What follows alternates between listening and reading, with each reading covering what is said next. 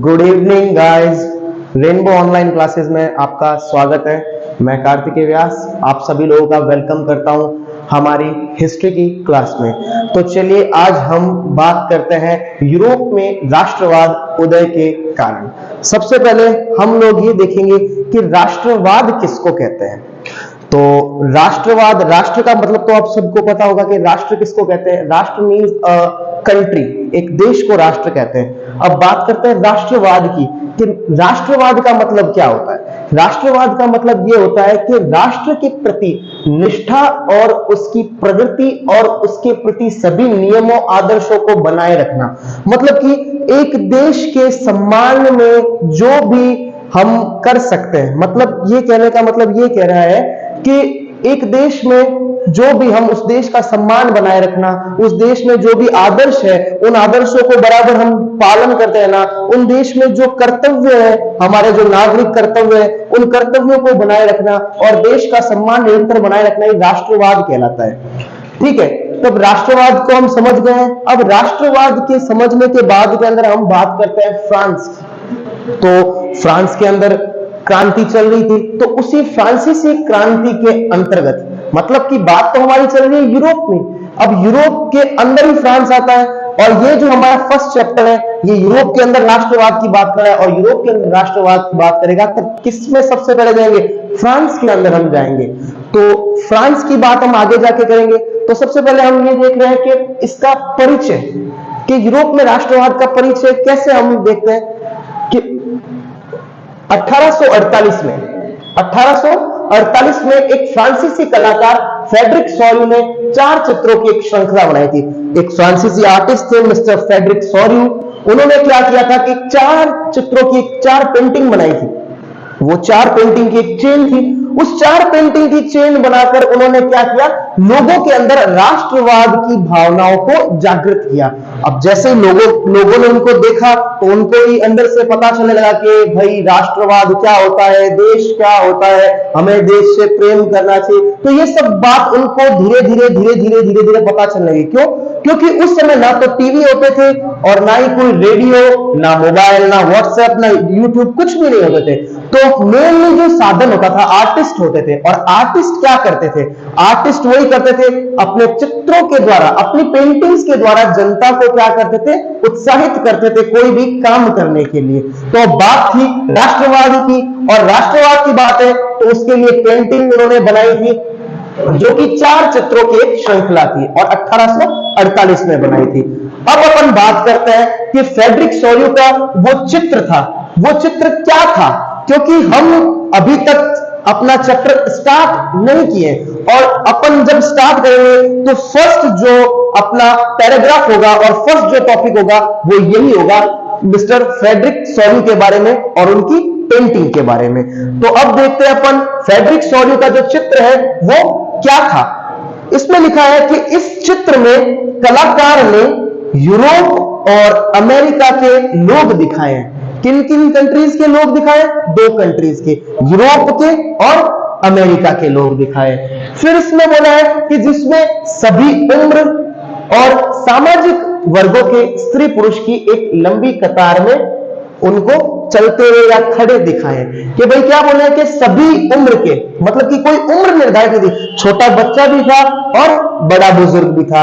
और ना इसमें वो भी नहीं था कि आदमियों को अलग स्त्रियों को अलग रखा है, नहीं, उस कतार के अंदर आदमी और पुरुष, आदमी और औरत, स्त्री और पुरुष दोनों को साथ ही उस कतार में बताया है।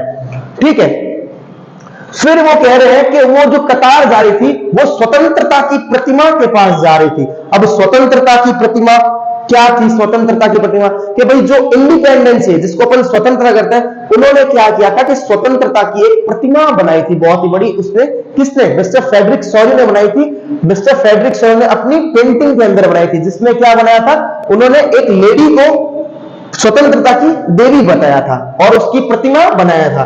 अब उस प्रतिमा की सारे लोग, जितने भी राष्ट्र के लोग थे, जितने भी विश्व के लोग थे जो उस कतार में चल रहे थे, वो सारे उस देवी की, सारे उस प्रतिमा की वंदना कर रहे थे, मतलब उनकी पूजा कर रहे थे, उनके सम्मान में वो उनके पास जा रहे थे। ठीक है, अब वो कह रहे हैं कि जो कि महिला के रूप में प्रदर्शित है, महिला के रूप में कौन प्रदर्शित थी? वो स्वतंत्रता की जो प्रतिमा है या स्वतंत्रता की जो देवी है वो किसके रूप में प्रदर्शित थी? महिला के रूप में।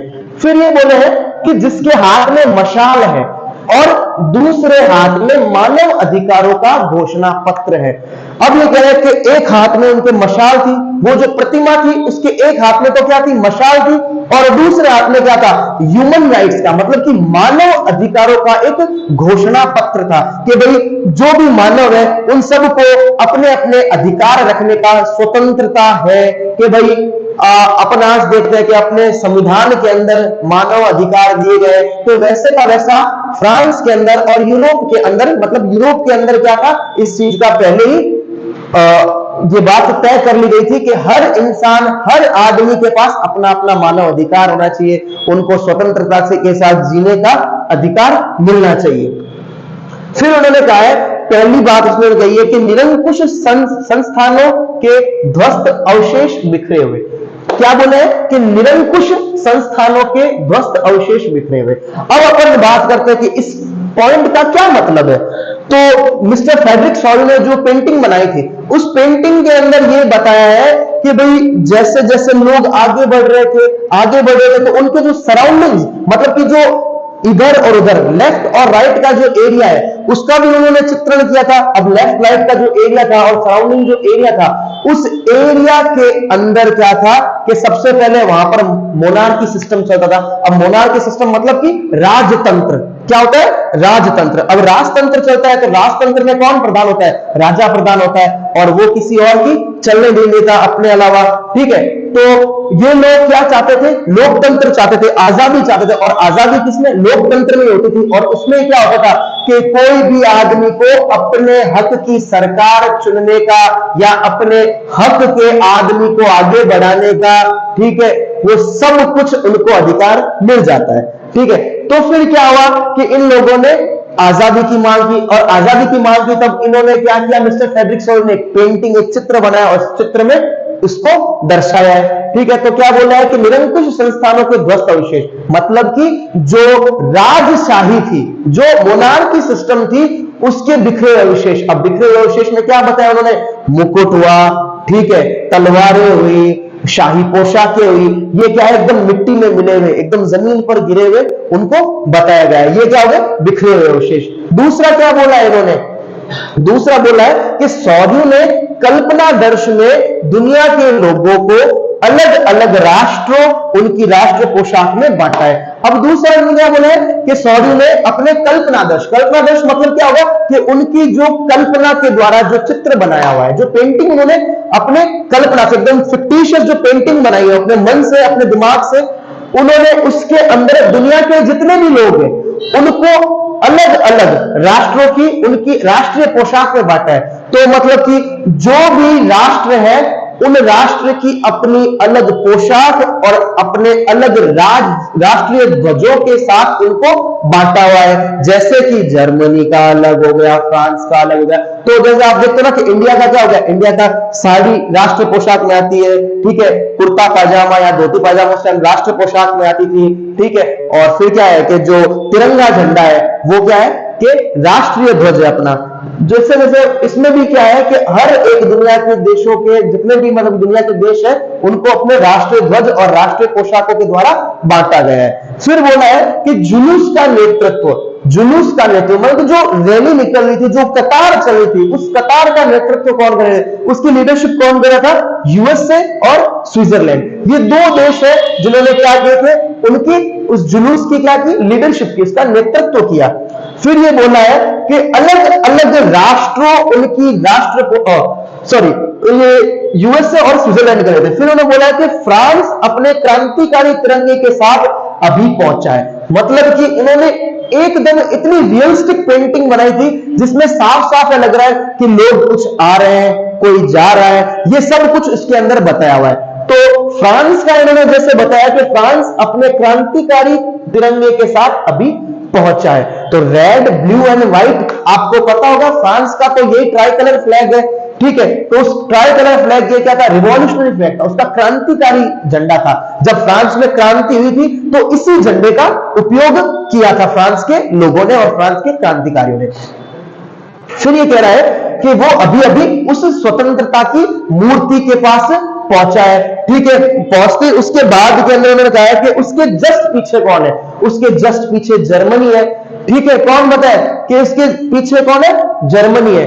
और जर्मनी का कौन सा झंडा हो गया, जर्मनी का झंडा हो गया सर, एक तो सुनहरा, एक काला और एक लाल हो गया, ये दो झंडे जर्मनी के हैं, ठीक है। अब ये कह रहा है कि ये आप देख रहे हो बहुत ही दिलचस्प की बात है कि जो फ्रेडरिक सोर्यू थे, जो फ्रेडरिक सोर्यू थे, उन्होंने ये जो छवि बनाई है उसके अंदर जो निर्मित जो जर्मन लोगों का जो झंडा है उसको अलग ही बताया है। और उसमें यह बोला है कि जो जर्मनी था वो संयुक्त राष्ट्र का मतलब कि यूनाइटेड स्टेट्स का कोई भी हिस्सा नहीं था, ठीक है। और साथ ही साथ जो लोग थे वो क्या है कि धीरे धीरे धीरे धीरे धीरे धीरे करते हुए स्वतंत्रता की मूर्ति के पास पहुंच रहे थे।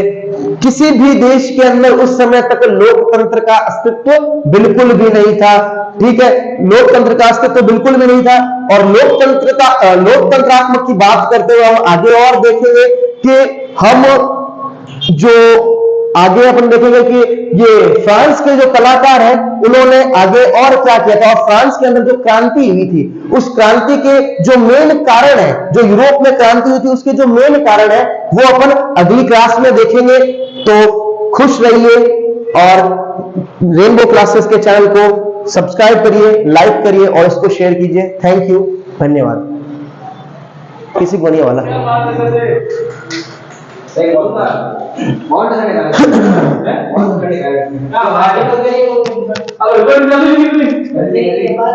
यार बीच में तो थोड़ा थोड़ा लास्ट वाली